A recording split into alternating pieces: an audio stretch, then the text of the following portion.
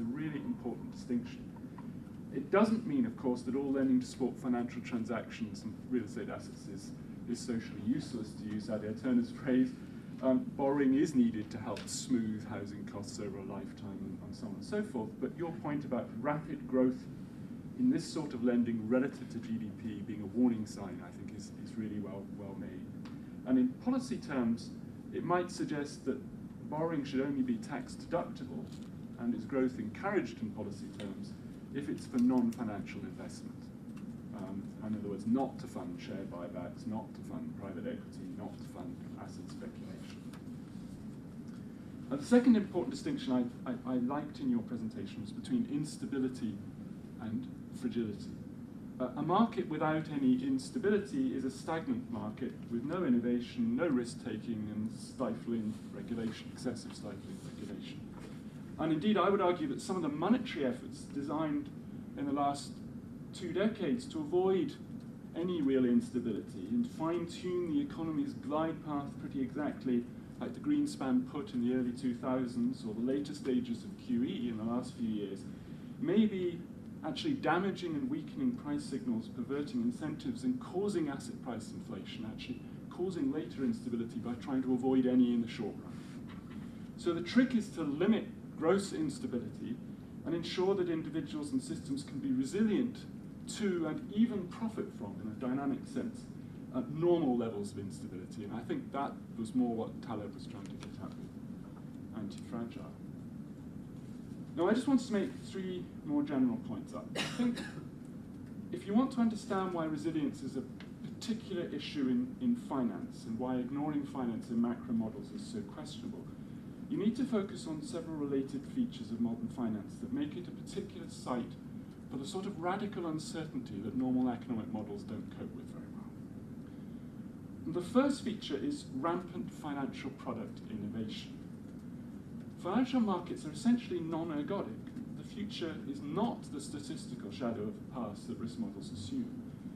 Because of the cumulative impact, not only of first-order innovations, but then of the second-order creative reactions of other market players to those innovations. And this cumulative innovation stream inserts radical breaks in previously stable regularities of behavior and makes the system at some ontological level actually indeterminate. That's the first very general point.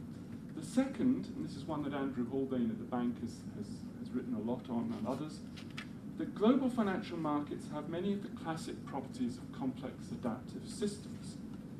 They're complex interconnected networks with tipping point properties where small changes beyond certain liquidity and other thresholds tip into losses cascading through a system. And notice that the higher the dimensionality of the network, the higher the number of nodes, the greater the uncertainty. And the third point is then that given this uncertainty, bred of both innovation and of the nonlinear reactions in complex interdependent networks, financial players have to rely on narratives, on shifting narratives and stories, on contingent interpretations of what is beginning to evolve, and on the unstable emotions of confidence in order to give actors the conviction to act. So how then do you try to design a system characterized by complex global interconnections and radical uncertainty? How do you try to make that system more resilient and robust?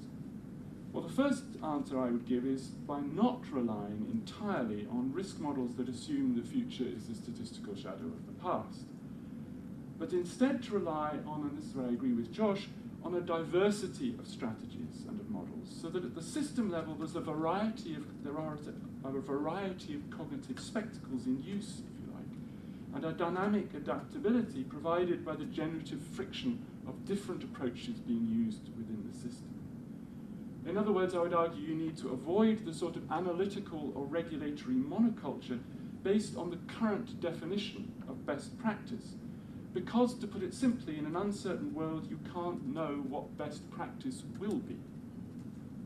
So a monoculture is dangerous because when everyone uses the same models in the same way and internalizes the same analytical frameworks, the same conceptual frameworks, is guided by the same regulatory frameworks, they are likely to behave in the same way and share the same analytical blind spots. And this leads to highly correlated business failures in the face of unexpected shocks and makes the system more fragile. The last point I want to make was pick up on Dirk's slide that he said he wasn't covering, which I think is really important, about resilience being first and foremost in the literature and in history of thought an environmental and ecological concept. And I think there's a huge amount, as Dirk alluded to be learned from the use of the concept of environmental resilience as an analogy for financial market resilience. It's really well understood in biology that genetic diversity is key to the long-term survival of a species in the face of emerging threats. The larger the gene pool for potentially helpful mutations, the better. And I think by analogy, one could argue that modelling and regulatory diversity may be similarly helpful in increasing the adaptive potential of a financial system, as well as diversifying the risks. It's also well understood in biology that monocropping, for a population to rely on one crop or one strain of a single crop, makes them particularly vulnerable to widespread famine and failure in the event of a new unexpected disease arising. And I think by analogy, I would argue that modelling and regulatory monocultures may render the financial system more vulnerable. Harmonisation of regulation and greater interdependence may, beyond a certain threshold, you need some harmonisation in order to be able to trade, of course, damage the resilience of the system. I think there are two more quick analogies that are really helpful to kind of think about in terms of financial resilience. The first comes from the fields of epidemiology and forestry management, which both stress the great importance of modular systems, of segmented populations, of fire breaks within a forest in order to help avoid contagion of either disease or fire. And this comes back to the analogy I mentioned earlier of suggesting that perhaps an over-deepening of global and EU-wide capital markets, the removal of all frictions and compartmentalization, may actually make them more prone to contagion and lower the resilience of the system. Of course, if you have too much compartmentalization, that is also bad for resilience because it doesn't allow each individual segment to diversify, but too little compartmentalization may be a real problem. A final analogy that Andrew Haldane has again very much used from epidemiology is the idea of super spreaders of disease.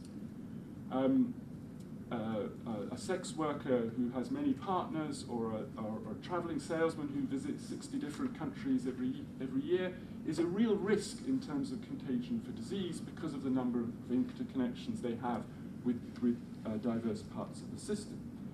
And the argument has then been made that in regulatory sphere, it is particularly important to concentrate your regulatory